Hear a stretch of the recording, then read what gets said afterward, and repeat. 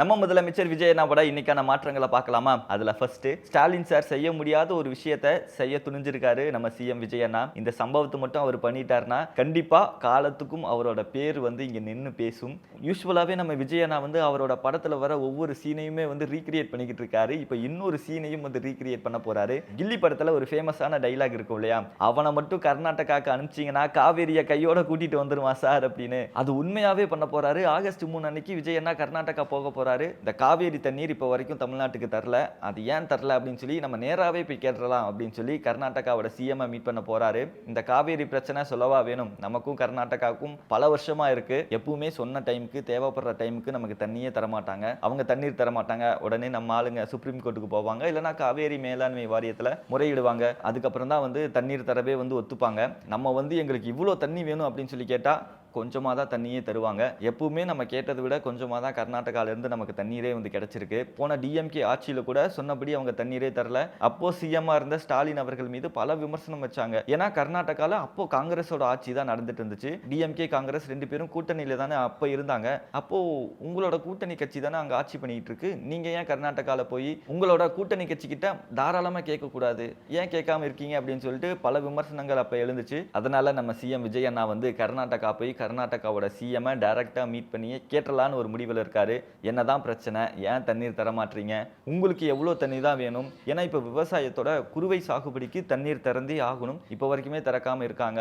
இப்போ வரைக்குமே நீங்க தண்ணீர் தராம இருக்கீங்க அப்படிங்கிறதுனால எங்க ஸ்டேட்ல இருக்கிற விவசாயிங்க எல்லாமே ரொம்ப பாதிக்கப்படுறாங்க. அது மட்டும் இல்லாம ஏழை எளிய மக்களுக்குமே வந்து குடிக்க தண்ணி இல்லாம கஷ்டப்படுறாங்க. அதனால தண்ணீர் திறந்து விட்டீங்க அப்படின்னா ரொம்ப நல்லா இருக்கும் அப்படின்னு சொல்லி நேரடியா போய் கேட்க போறாரு. இது வந்து ஒரு ஃப்ரெண்ட்லி கான்வர்சேஷனா தான் இருக்க போகுது. ரெண்டு ஸ்டேட்டுக்கும் இடையே ஒரு நட்பு ரீதியாக தான் வந்து இதை பேச போறாங்க. நான் இதுக்கு முன்னாடி நம்ம தமிழ்நாட்டில் இருந்த சிஎம் யாராவது இப்படி கர்நாடகா போயிருக்காங்களா அப்படின்னு சொல்லி எல்லாம் சர்ச் பண்ணி பார்த்தேன். சர்ச் பண்ணி பார்த்ததுல எம்ஜிஆர் சார் போயிருக்காரு, ஜெயலலிதா அம்மாலாம் வந்து போயிருக்காங்க அப்படின்னு சொல்லப்படுது. ஆனா எம்ஜிஆர் சார் பத்தி ஒரு ஆர்டிகல்ல படிச்சேன். படிக்கும்போதே ரொம்ப இன்ட்ரெஸ்டிங்கா இருந்துச்சு. எம்ஜிஆர் சார் வந்து அப்போ சிஎம்மா இருந்தப்ப என்ன பண்ணாரு அப்படின்னா, அவர் கூட ரெண்டு அதிகாரிகளை மட்டும் கூட்டிட்டு டேரெக்டாக ஃப்ளைட் ஏறி கர்நாடகா போயிட்டாராம். கர்நாடகா போயிட்டு தான் நான் கர்நாடகாக்கே வந்திருக்கேன், உங்கள் சிஎம்மோட அப்பாயின்மெண்ட் வேணும் அப்படின்னு சொல்லி அப்போ கல்வித்துறை அமைச்சராக இருந்தவருக்கு வந்து ஃபோன் அடிச்சிருக்காரு. அவருக்கு ஒன்றுமே புரியல. என்ன எம்ஜிஆர் அவர்கள் வந்து கர்நாடகா வந்திருக்காரா, என்ன சார் சடனாக இப்படி சொல்கிறீங்களே அப்படின்னு சொல்லிட்டு அவரே ஷாக்கு. அப்போ கல்வித்துறை அமைச்சராக கர்நாடகாவில் இருந்தார் இல்லையா, அவங்களோட ஃபேமிலி எல்லாருமே வந்து ஒரு தீவிரமான எம்ஜிஆர் சாரோட ஃபேனா. உடனே வந்து நீங்கள் ஏர்போர்ட்டில் வெயிட் பண்ணாதீங்க சார், எங்கள் வீட்டுக்கு வாங்க அப்படின்னு சொல்லி அந்த கல்வித்துறை அமைச்சர் வந்து அவரோட வீட்டுக்கு இன்வைட் பண்ணியிருக்காரு. வீட்டுக்கு இன்வைட் பண்ணிட்டு தண்ணி கொடுத்துருக்காங்க. தண்ணி சாப்பிடவே இல்லை. சரி சார் தண்ணி குடிக்கல, சாப்பிடுங்க அப்படின்னு சொல்லி கேட்டிருக்காங்க. சாப்பிட்ருக்காரு. சாப்பிட்டு தண்ணி குடிக்கணும்ல, அப்பவும் அவர் தண்ணி வேணான்னு சொல்லிட்டாராம். ஏன் சார் தண்ணி மட்டும் வேணான்னு சொல்லிட்டு இருக்கீங்க, உங்களுக்கு தாகமே எடுக்கலையா அப்படின்னு கேட்கும்போது, எனக்கு தண்ணி குடிக்கணும் போல தான் இருக்கு, ஆனால் என்னோட மக்கள் எல்லாருமே அங்கே குடிக்க தண்ணி இல்லாமல் இருக்காங்க, அதனால அவங்கள விட்டுட்டு நான் தண்ணி குடிச்சா நல்லா இருக்குமா, அதனால தான் நீங்கள் தண்ணி குடித்தீங்க அப்படின்னா நான் சந்தோஷமாக உங்களோட தண்ணியை நான் அங்கே போய் குடிச்சிக்கிறேன் அப்படின்னு சொன்னாராம். அதுக்கப்புறம் அவர் வீட்டில் கொஞ்சம் ஓய்வு எடுத்ததுக்கப்புறம் கல்வித்துறை அமைச்சர் வந்து இந்த இன்ஃபர்மேஷனை எல்லாருக்கிட்டையும் சொல்லியிருக்காங்க. அதுக்கப்புறம் கர்நாடகா சிஎம்மோட அப்பாயின்மெண்ட் கிடச்சி உடனே போய் பார்த்துருக்காரு. பார்த்தது மட்டும் இல்லாமல் கர்நாடகா வந்து காவேரி தண்ணியை திறந்து விட்டுருக்காங்க. ஸோ இந்த மாதிரி ஒரு சம்பவம் வந்து எம்ஜிஆர் சார் பண்ணியிருக்காரு.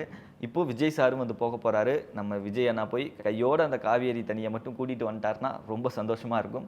அது மட்டும் இல்லாமல் இந்த மேகதாது அணையில் வந்து டேம் கட்ட போகிறதா சொல்லியிருக்காங்க. கொசூரில் இருக்கிற கெலவரப்பள்ளி டேம் இஷ்யூ, கர்நாடகாவில் இருக்கிற நிறைய இண்டஸ்ட்ரீஸோட கெமிக்கல்ஸ் வந்து அந்த ஆற்றுல வந்து கலக்குது அப்படிங்கிற அந்த இஷ்யூ பற்றி பேச போகிறாங்க. இந்த மாதிரி கர்நாடகாவுக்கும் தமிழ்நாட்டுக்கும் இருக்கிற சில முக்கியமான பிரச்சனையை நட்பு ரீதியாகவே பேசி சால்வ் பண்ணலாம் அப்படின்னு சொல்லி ஒரு முடிவோட கர்நாடகா போக போகிறாரு. ஸோ இதை பற்றி நீங்கள் என்ன நினைக்கிறீங்க அப்படிங்கிறத கமெண்ட் செக்ஷனில் சொல்லுங்கள். ஆனால் அடுத்ததாக டெல்லியோட ஜந்தர் மந்தரில் போராட்டம்லாம் நடத்திட்டு வராங்களே, என்ன ஆச்சு, அதோட முடிவு தான் என்ன, இப்போ என்ன அப்டேட்டில் இருக்குது அப்படின்னு சொல்லி கேட்டிங்கன்னா, ஸோ உங்களுக்கு தெரியும் மாணவர்கள் எல்லாருமே ரொம்ப அமைதியான முறையில் ஒரு மாதமாக போராடிட்டு இருக்காங்க அப்படின்னு சொல்லி அந்த லத்தி சார்ஜ் பண்ணதுக்கப்புறம் தான் இந்த போராட்டம் வந்து இன்னும் தீவிரமாகுது. இவங்களுக்கு ஆதரவாக நிறைய ஸ்டேட்லேருந்து நிறையா ஊர்கள்லேருந்து மாணவர்கள் ஆதரவாக வர ஸ்டார்ட் பண்ணாங்க. அதுக்கப்புறம் தமிழ்நாடு, மும்பை, கேரளா, கர்நாடகான்னு ஒவ்வொரு ஸ்டேட்லேயுமே வந்து அங்கங்கே மாணவர்களோட போராட்டம் வந்து வெடிச்சது. ஸோ இப்போ இந்த போராட்டம் எந்த ஸ்டேஜ் ஸ்டேஜில் இருக்குது அப்படின்னா இந்த சிஜேபி காக்ரோச் ஜனதா பார்ட்டியில் இருக்கவங்க. So central ministers JP Nadda and Jitendra Singh அப்படின்னு இந்த 2 பேரையும் வந்து மீட் பண்ணி பேசியிருக்காங்க.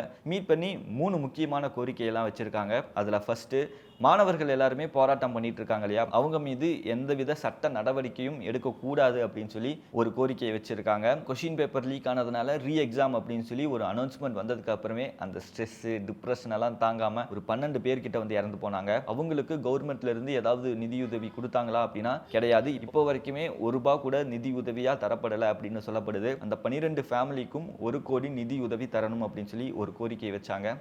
அண்ட் 3வதா மத்திய கல்வித்துறை அமைச்சர் தர்மேந்திர பிரதான் வந்து பதவி விலக வேண்டும் அப்படின்னு சொல்லி ஒரு 3வது கோரிக்கையாக வச்சாங்க. அதை டிஸ்கஸ் பண்ணிட்டு, நீங்கள் ஃபஸ்ட்டு சொன்ன இந்த 2 கூட ஓகே தான்ப்பா, அது கூட நாங்கள் பண்ணிடுறோம், ஆனால் 3வதா ஒன்று சொன்னீங்க பாரு, அதுதான் கொஞ்சம் கஷ்டமான விஷயம். மத்திய கல்வித்துறை அமைச்சர் தர்மேந்திர பிரதான் பதவி விலகிறதுல நாங்கள் கொஞ்சம் ஆலோசனை பண்ணி எங்களோட முடிவை எடுக்கணும், அதனால எங்களுக்கு 1 நாள் டைம் கொடுங்க அப்படின்னு சொல்லியிருக்காங்க. ஸோ இன்றைக்கி அப்படி சொல்லியிருக்காங்க. மீண்டும் நாளைக்கு போய் சந்திக்க போகிறாங்க.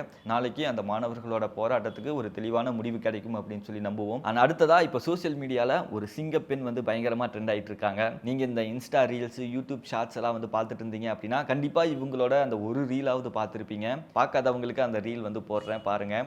ஏன்னா ஒரு பெண் வந்து தனி ஒரு ஆளாக போலீஸ் வேனை தடுத்து நிறுத்தியிருக்காங்க. என்ன நடந்துச்சு அப்படின்னு சொல்லி பார்க்கறதுக்கு முன்னாடி, இந்த வீரமங்கையோட பேர் வந்து ரியா அஹீர். இவங்க வந்து ஒரு மாடல். நான் சொன்ன மாதிரி டெல்லியில் போராடுற மாணவர்களுக்கு ஆதரவாக நிறைய ஸ்டேட்ல எல்லாம் வந்து போராட்டம் பண்ண ஸ்டார்ட் பண்ணாங்களே. அப்போ மும்பையில் இருக்கிற தாகார் அப்படின்ற ஒரு பகுதியில் ஆயிரக்கணக்கான மாணவர்கள் வந்து போராட்டம் பண்ணியிருக்காங்க. அப்போ இந்த போராட்டத்தில் கலந்துக்கிறதுக்காக ரியா வந்து போயிருக்காங்க. கூட அவங்களோட ஃப்ரெண்ட்ஸும் வந்து போயிருக்காங்க. அவங்க எல்லாருமே வந்து ரொம்ப அமைதியான முறையில் முழக்கங்களை எழுப்பி போராட்டம் பண்ணிட்டு வந்திருக்காங்க. உடனே போலீஸார்கள் எல்லாருமே என்ன பண்ணுறாங்க அப்படின்னா, ரொம்ப கட்டாயமாக அவங்கள எல்லாத்தையுமே வந்து அரெஸ்ட் பண்ணி போலீஸ் வேனில் வந்து ஏற்றுறாங்க.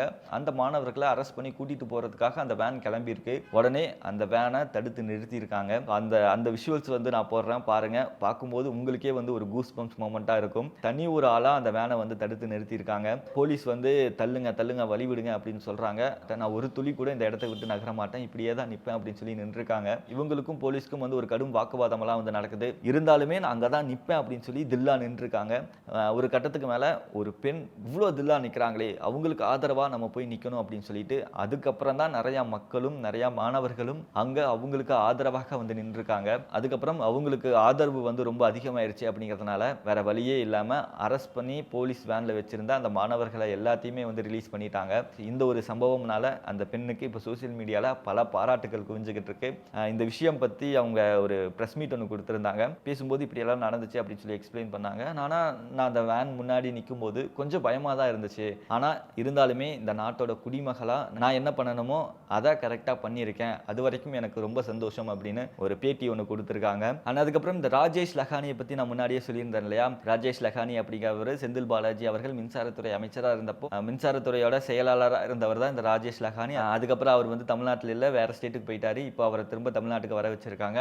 எதனால அப்படின்னா, செந்தில் பாலாஜி வந்து மின்சாரத்துறையில் இருக்கும்போது நிறைய இந்த டிரான்ஸ்ஃபார்மர் ஊழல் எல்லாம் பண்ணார் இல்லையா. செந்தில் பாலாஜி என்ன மாதிரி ஊழல் எல்லாம் பண்ணியிருக்காரு அப்படின்னா, அப்போ செயலாளராக இருந்த ராஜேஷ் லக்கானிக்கு இவருக்கு நல்லா தெரியும். இவர்கிட்ட இருந்து நிறைய இன்ஃபர்மேஷனை நம்ம வாங்கி செந்தில் பாலாஜி மீது இருக்கிற அந்த கேஸை ரொம்ப ஸ்ட்ராங் ஆக்குவோம் அப்படின்னு திரும்ப இவரை தமிழ்நாட்டுக்கு வர வச்சிருக்காங்க. அந்த நியூஸ் வந்து நான் முன்னாடியே சொல்லியிருப்பேன். ராஜேஷ் லக்கானி வந்து எப்படி செந்தில் பாலாஜியை பற்றி எல்லா உண்மையும் சொல்லுவார், அவரை நம்பலாமா அப்படின்னு சொல்லி கேட்டிங்கன்னா, இந்த கேஸுக்கு மட்டும் அவர் ஒத்துழைச்சாரு அப்படின்னா நம்ம விஜய் அண்ணாவோட டிவிகே கவர்மெண்ட் வந்து அவருக்கு பெரிய ஒரு போஸ்டிங்கை ஆஃபர் பண்ணியிருக்காங்க அப்படின்னு சொல்லி சொன்னான் இல்லையா. இப்போ அவருக்கு நில நிர்வாக ஆணையராக வந்து ஒரு பொறுப்பு கொடுத்துருக்காங்க. இந்த பொறுப்பு பார்த்தீங்கன்னா தலைமை செயலாளருக்கு ஈக்குவலான ஒரு பொறுப்பு அப்படின்னு சொல்லப்படுது. ஆனால் அடுத்தது இந்த பிரைவேட் ஸ்கூலோட லைசன்ஸ்க்கும் தடையில்லா சான்றிதழ் வாங்குறதுக்கும் பல கோடி வந்து லஞ்சம் கேட்டாங்க. கிட்டத்தட்ட 100 கோடி கிட்ட லஞ்சம் வாங்கினதா டிஎம்கேவோட அரசகுமாரை வந்து அரெஸ்ட் பண்ணாங்க. இப்போ மேலும் இந்த கேஸில் வந்து ஒரு 2 பேரை அரெஸ்ட் பண்ணியிருக்காங்க. தொடர்ந்து அறநிலைத்துறையோட அமைச்சர் ரமேஷ் அவர்கள் வந்து எல்லா கோவிலுக்கும் வந்து போய் இந்த இன்ஸ்பெக்ஷன் எல்லாம் பண்ணிக்கிட்டு இருக்காரு. வடபழனி முருகன் கோயிலுக்கு போயிருக்காரு. அப்போ அங்கிருந்த இளநிலை ஊழியர் வந்து ஒழுங்கின்மை செயலில் ஈடுபட்டதுக்காக அவரை வந்து சஸ்பெண்ட் பண்ணியிருக்காங்க. அப்புறம் நம்ம சிஎம் விஜய் அண்ணாவோட ஆகஸ்ட் ஃபர்ஸ்ட் வீக் பிளானை வந்து ரிலீஸ் பண்ணியிருக்காங்க. ஆகஸ்ட் 3ஆம் தேதி கர்நாடகா போறாரு. ஆகஸ்ட் 4ஆம் தேதி டெல்லி போறாரு. டெல்லியில் வைகோ அவர்களோட புக் ரிலீஸ் ஃபங்க்ஷனில் கலந்துக்க போறாரு. ஆகஸ்ட் 5 அன்னைக்கு அசம்பிளியில் நடக்கிற பட்ஜெட் தாக்கல்ல கலந்துக்க போறாரு அப்படின்னு சொல்லி அவரோட ஆகஸ்ட் ஃபர்ஸ்ட் வீக்கான பிளானை ரிலீஸ் பண்ணியிருக்காங்க. இதுதான் இன்னைக்கான விஷயங்கள். இதில் உங்களோட ஃபேவரட் என்ன அப்படிங்கிறத கமெண்ட் செக்ஷனில் சொல்லுங்க. நாளைக்கான விஷயங்கள் தெரிஞ்சுக்கணும்னா மறக்காம விஜய் வசந்தை சப்ஸ்கிரைப் பண்ணிக்கோ.